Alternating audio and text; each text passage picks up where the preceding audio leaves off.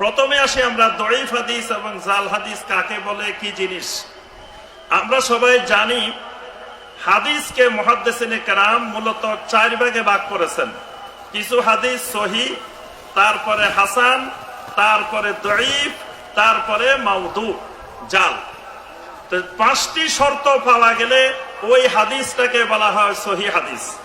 সেখানে একটি শর্ত হলো আল আদালাহ, মানে আদালত পাওয়া যেতে হবে, ন্যায় পরায়ণতা। যিনি হাদিসের বর্ণনাকারী যারা আছেন তাদের প্রত্যেকের ভিতরে সততা থাকবে, সত্যবাদিতা থাকবে, তারপরে তাদের ভিতরে সকল প্রকার আদালত, অর্থাৎ তারা কখনো বেদাত করবে না, তারা কখনো দিন বিরোধী কোনো কথা বলবে না, গীবত করবে না, এই জাতীয় কোনো কবিরা গুনাহ তারা করেছেন মর্মে কোনো প্রমাণ পাওয়া যাবে না। রাবীরা হবে আদালতের অধিকারী। এরপরে রাবীগণ হবেন দীপ্তের অধিকারী, অর্থাৎ পূর্ণ স্মরণ শক্তির অধিকারী হবেন। তাদের স্মরণ শক্তিতে কোনো দুর্বলতা থাকা যাবে না। 3 নম্বর শর্ত ইত্তেসাল থাকতে হবে, অর্থাৎ এক রাবী আরেক রাবীর থেকে সরাসরি দেখেছেন, শুনেছেন, একত্রিত হয়েছেন, এই মর্মে তাদের মধ্যে যোগাযোগ হয়েছে, দেখা হয়েছে, ইত্তেসাল রয়েছে রাবীদের, এটি প্রমাণিত হতে হবে। 4 নম্বরে যেটি আদম সুজুজ, অর্থাৎ এইটা হাদিসটা শুধু একজন বর্ণনা করে নাই, একাধিক বর্ণনাকারী রাবী বর্ণনা করেছেন, এইরকম হতে হবে। আরেকটা হবে আদমুল ইল্লা, অর্থাৎ এটার মধ্যে হাদিসের সূক্ষ্ম কোনো রোগ ব্যাধি থাকা যাবে না। হাদিসটা সূক্ষ্ম রোগ ব্যাধি থেকে, দুর্বলতা থেকে মুক্ত হতে হবে, যেটা একজন হাদিসের বিশেষজ্ঞ দেখলেই ধরতে পারেন। এই 5টি শর্ত যদি কোনো হাদিসের মধ্যে পূর্ণরূপে পাওয়া যায় তখন এই হাদিসটিকে বলা হয় সহিহ হাদিস।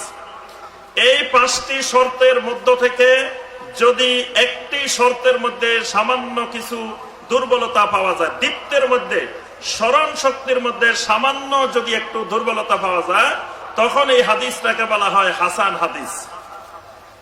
এরপরে এই 5টি শর্তের যদি একটি শর্ত পুরাপুরি অনুপস্থিত থাকে, একটি শর্ত তার রাবীর ভিতরে পাওয়া যাচ্ছেই না, হয় আদালত পাওয়া যাচ্ছে না, বা দীপ্ত পাওয়া যাচ্ছে না, বা ইত্তেসাল পাওয়া যাচ্ছে না, তখন এই হাদিসটা হয়ে যাবে দঈফ, দুর্বল হাদিস। অর্থাৎ এটা নবী সাল্লাল্লাহু আলাইহি ওয়াসাল্লামের হাদিস কিনা এই ব্যাপারে তখন সন্দেহ তৈরি হবে। নবী সাল্লাল্লাহু আলাইহি ওয়াসাল্লামের হাদিস হতেও পারে, নাও হওয়ার সম্ভাবনা আছে। এর মধ্যে দিয়ে এটা দুর্বলতা তৈরি হয়েছে।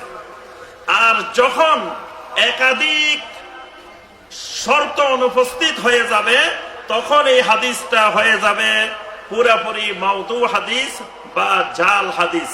অর্থাৎ এই হাদিসটা নিশ্চিত হয়ে যাবে যে এটি নবী সাল্লাল্লাহু আলাইহি ওয়াসাল্লামের হাদিস নয়। তাহলে আমরা সংক্ষেপে বুঝলাম যে দঈফ হাদিস কাকে বলে এবং জাল হাদিস কাকে বলে। জাল হাদিসটা কি জিনিস, দঈফ হাদিসটা কি জিনিস।